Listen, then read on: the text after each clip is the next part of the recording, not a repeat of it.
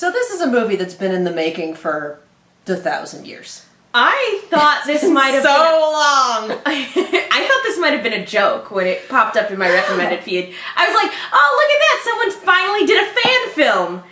No! And then you texted me, and all I got was an emoji and screaming about how they're finally fucking doing it. And for some reason... Because, like, the first one didn't go through for some reason. The trailer link didn't go through, so I got this emoji that's just... And they're finally doing it, and I'm sitting here at my desk going... What? And that's why I was like, when you texted back, like, question mark, I was like, I thought she liked these books. What is she talking about? Did she forget about Artemis? And I'm just looking at this and going, this was out of nowhere? Apropos of nothing? What? Yeah, so there's a teaser trailer for the Artemis Fowl movie, which has been in the making for like a decade. Somehow at least. Crawled its way out of development hell. And will it be a shambling corpse, or will it actually work? I don't know. I feel like this trailer, we haven't seen the trailer yet, mind you, we're reacting, but the very existence of this trailer is, surprise, bet you thought you'd seen the last of me. Well, I'm also a little... Which is also kind of the epitome of the Artemis Fowl books. Yeah. I mean, kinda. He always found a way to come back like a goddamn cockroach. They're really good at that. Like, the books and the characters and occasionally villains coming back. And it's like, oh, I did think I'd seen the last of you. Holy shit. I've been a little bit concerned ever since Disney got the rights, and there was talks about this years ago. Oh, yeah. I've always been a little bit concerned about Disney getting the rights, and also, you know, that wave of young adult novel adaptations that were really popular in the 2010 to 13-ish time frame.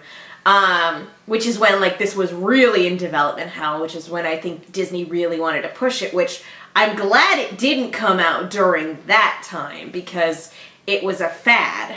They would have been chasing a fad, but, like... The question now is whether or not they've lost the impetus. There hasn't been an Artemis Fowl book in a chunk of time. And usually when movie adaptations are coming out for things, it's either this property has been dead for forever and no one will remember it, or we're riding pretty high on the popularity of this thing, let's get it going. The thing that I worry about is Artemis Fowl obviously has a character arc throughout the entire series. And you get glimmers of it in book one. You know, he is a young boy and there's good in him. But he's a right bastard in the first book. Oh, he is the villain of his own story. He absolutely is. And even... Like, it's his story, but you're reading this and going, he's not a good... Like, this is some crazy...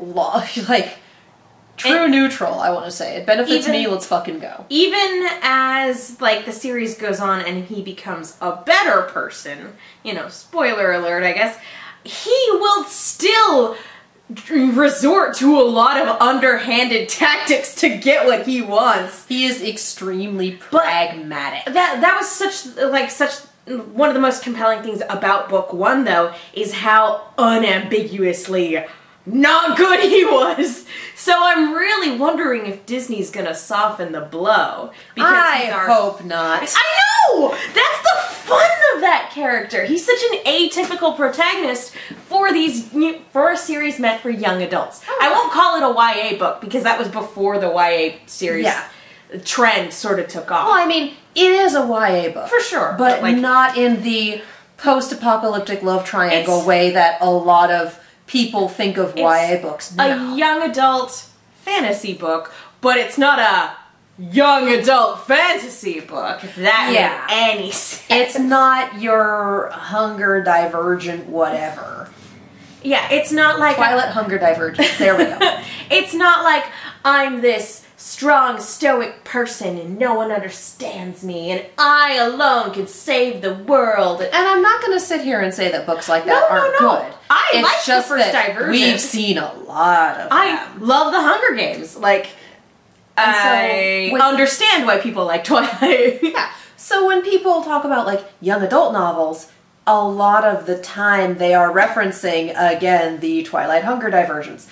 And there's nothing wrong with having a young adult novel that kind of falls within those arcs, but Artemis Fowl is a young adult novel that is very removed from about 80% of those. And again, that doesn't make it better or worse, but it's a very different flavor from the young adult novel adaptations that we've gotten so accustomed to. If you wanted to make the comparison about what it was derivative of, it was derivative of the Harry Potter wave that came out. However, again, it's such an atypical protagonist, and there's such an emphasis on the technology of the world, and the technology of the magical world at that, that, like, in my mind, they're, like, I don't see it as a derivative. It's a completely separate world. Yeah, it's its own thing. Yeah. And so it's easy when you're talking about the quality of the Artemis Fowl series to be like, oh, it's not like those other.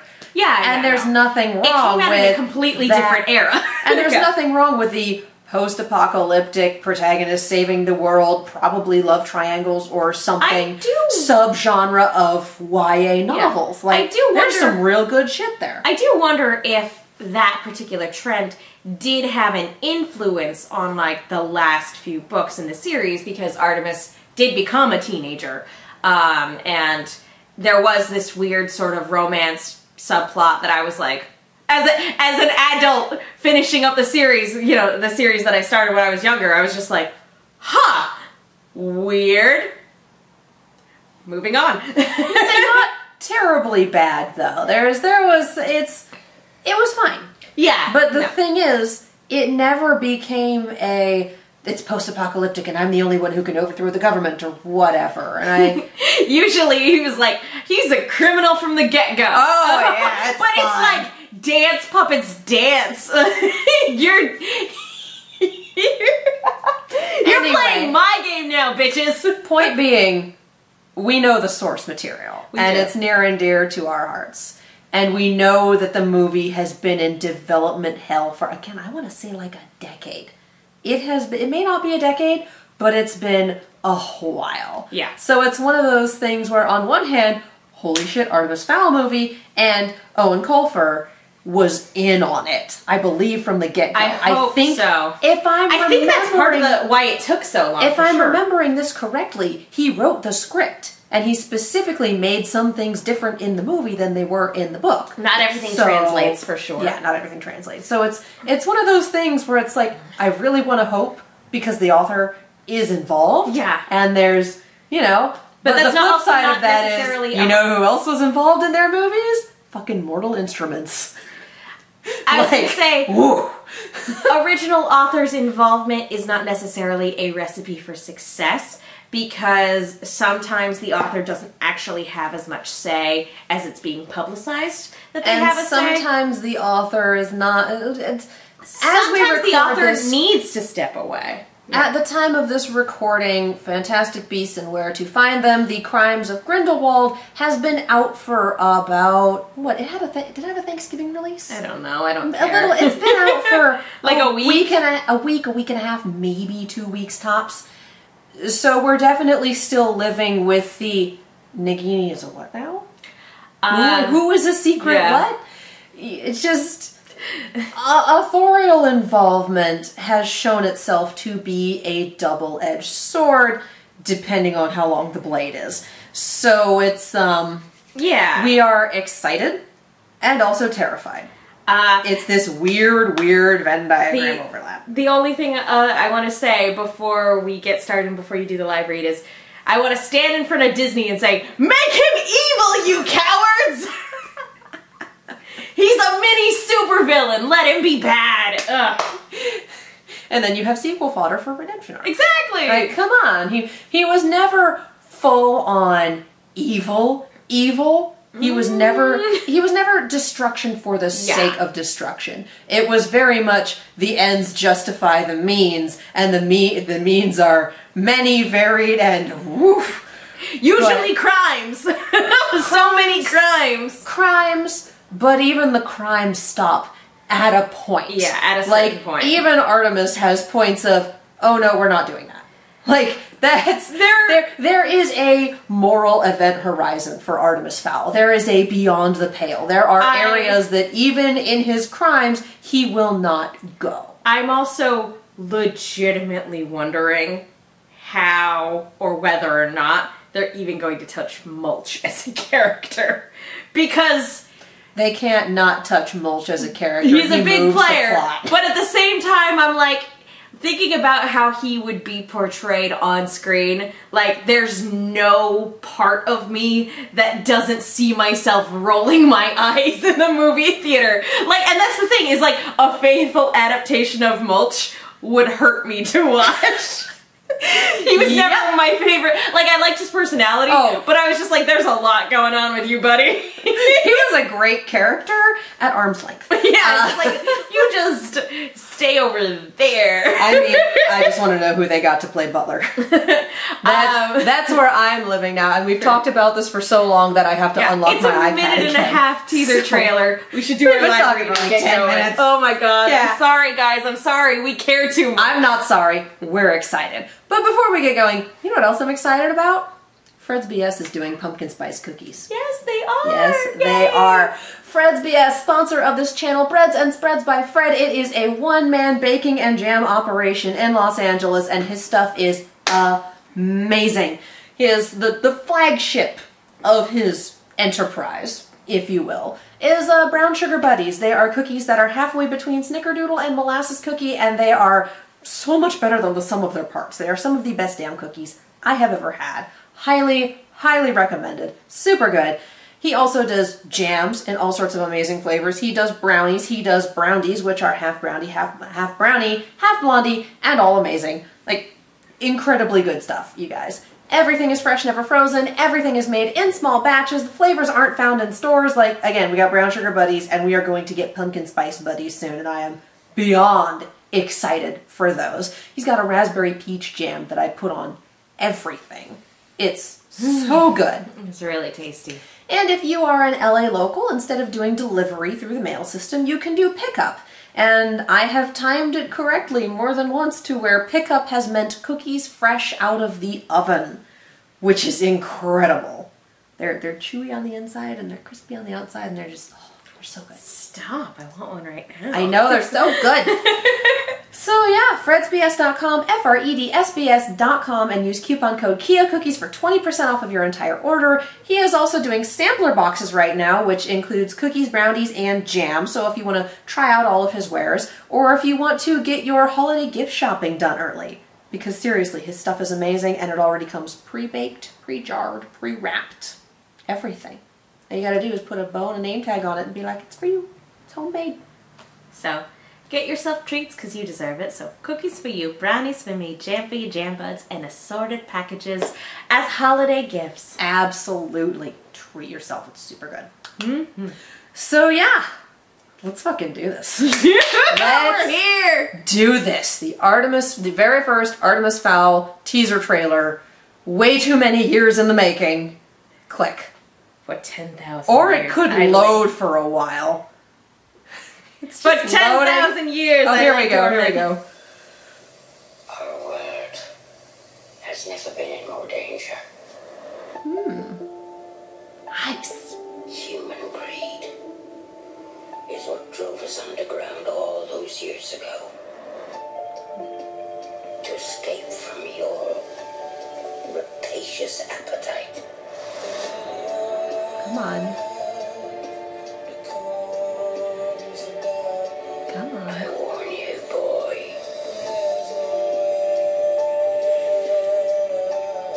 You are not prepared for the truth behind what you seek. Yeah. Come on. Haha! All right.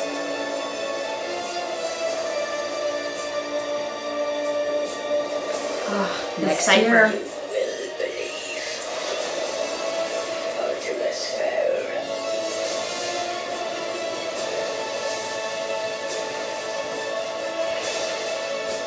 Look at Butler. Yeah. Whoa!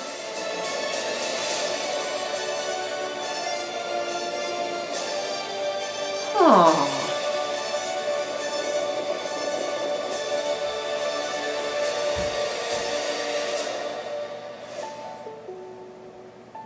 August 2019. Not only do we have a teaser, we have a date. August of next year. Holy hell! I mean, it was a teaser. It definitely was a Definitely teaser. a teaser. Aesthetically, it looks very interesting. Yes.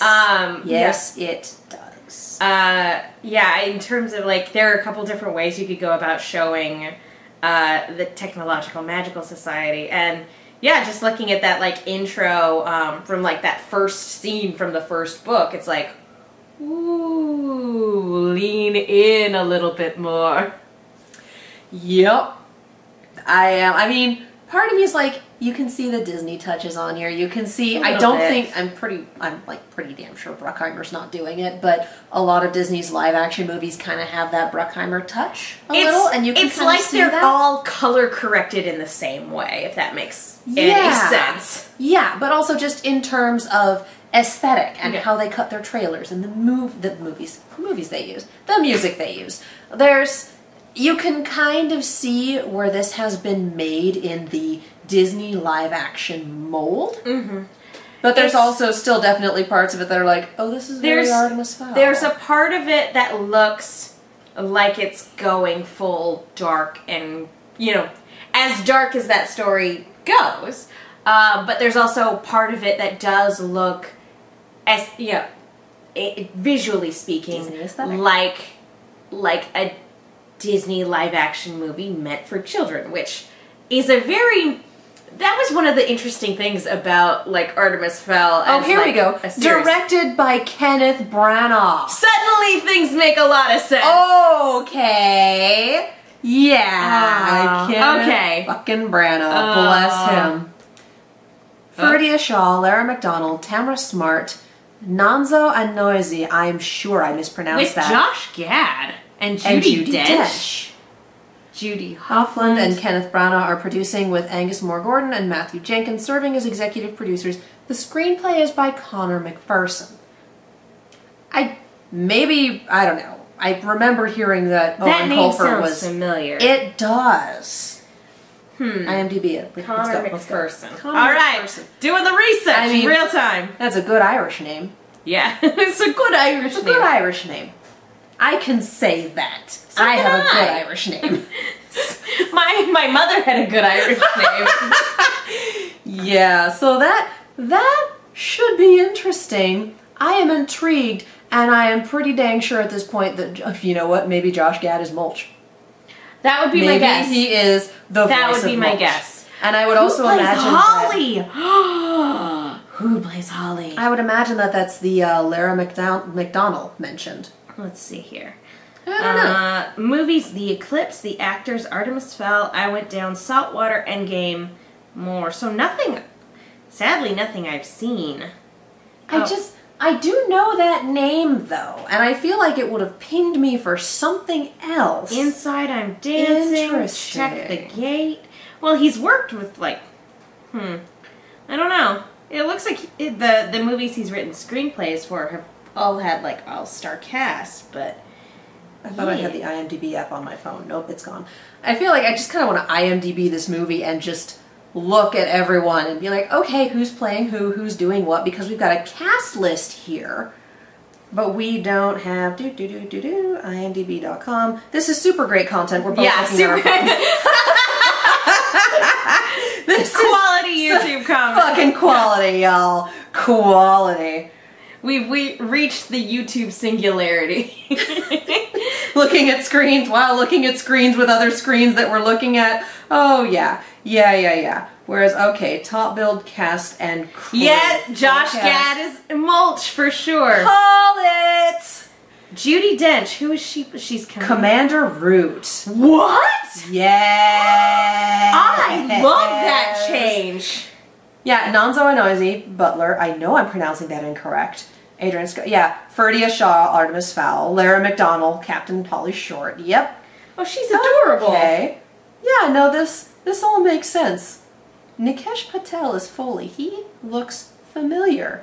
And also, I can't wait to see how they do Foley. Oh my god. Oh, yeah. Oh my gosh. I need it. I need it. That's again part of my concern about like Artemis Fowl being adapted was like when I first heard the announcement, one of my thoughts was, please don't make Folly look like an Andalite, you know, from the Animorphs television series. Please don't make him look like a janky Andalite.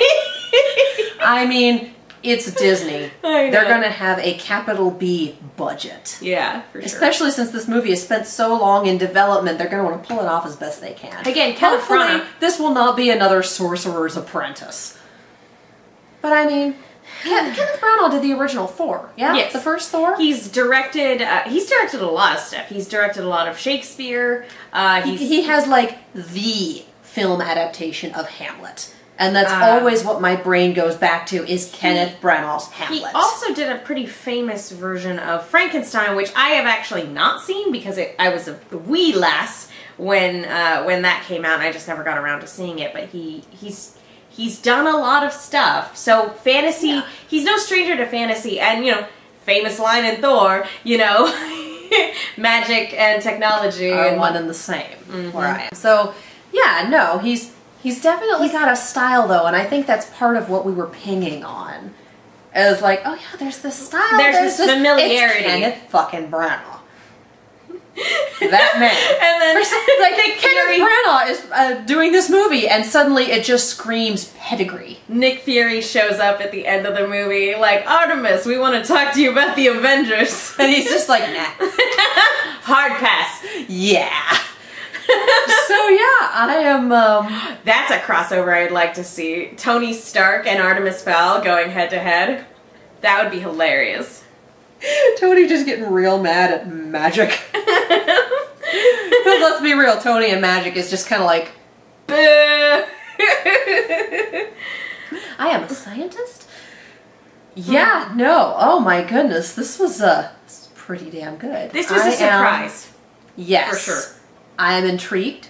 Again, it was just a teaser. I think when we get a full-on trailer, we will have a little more to go on. But for a teaser... this was good. It doesn't look like a train wreck. And that's good. Because there are definitely some teasers and some trailers floating around right now that look like train wrecks. Yeah. And so it's nice that this isn't. Well, and the thing is that even if it does skew more on like the Disney kid-friendly side of things, then it's clearly not an adaptation meant for people who grew up with the books. It's meant for younger audiences who are being introduced to them for the first time, which is fine. And that's another thing to acknowledge is like, sometimes a thing isn't for you, and that's okay. I feel like a lot of people, I'm not a fan of it personally, but I feel like a lot of people got hung up on the A Wrinkle in Time adaptation because they were like, it wasn't for me and therefore it's bad. It's like, no, it wasn't for you. It was for little girls. And it doesn't make it bad. It's just like, you're not the intended audience and you need to recognize that. And for something that you have an emotional investment in, it can be hard to separate yourself from that. So if it turns out not to be for us, that's fine. Yeah. But I kind of want it to be that. Yeah, I mean, Disney live-action movies in terms of story, content, quality, etc. Wrinkle in Time. And I wasn't a fan of the Wrinkle in Time Treasure for just as throwing that out there. National Treasure. All the Pirates of the Caribbean movies for good or for ill. And Sorcerer's Apprentice. So they've run a pretty big gamut, and I think aside from Wrinkle in Time, all of those were Bruckheimer features. Is Mary Poppins coming out next year too, or is no? That It's coming out. It's coming out in a couple weeks. Ooh. That is a December 19th. Here's the fun thing: Aquaman and Mary Poppins. One of them is the 19th. One of them is the 21st. And Julie Andrews turned down being in Mary Poppins, but she's doing a voice in Aquaman. Interesting. I don't think she knew that the release dates were going to be a thing like that, but it's kind of hilarious. Huh. So yeah. Interesting to think about. Who even knows? Anyway, yeah, this was a thing, and we are cautiously excited. Cautiously optimistic. Cautiously optimistic. Who's playing Juliet? Or Juliet. Is it Juliet? It's either Julie or Julia.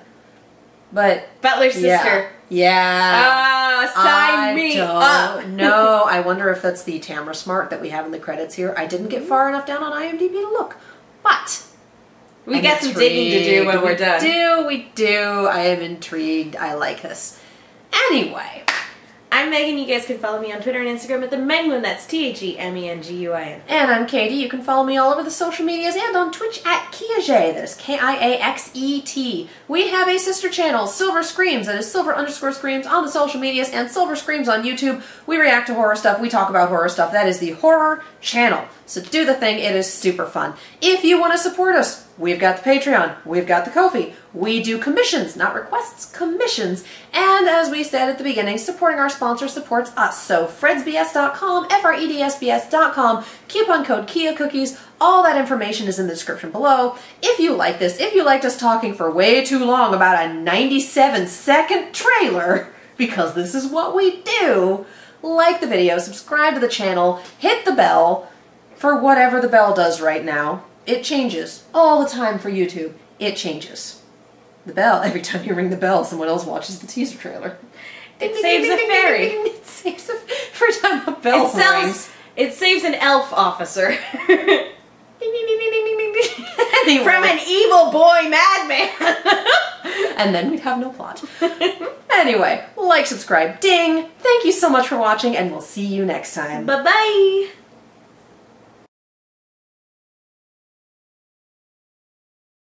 This is gonna be nuts. It is. It's gonna be nuts.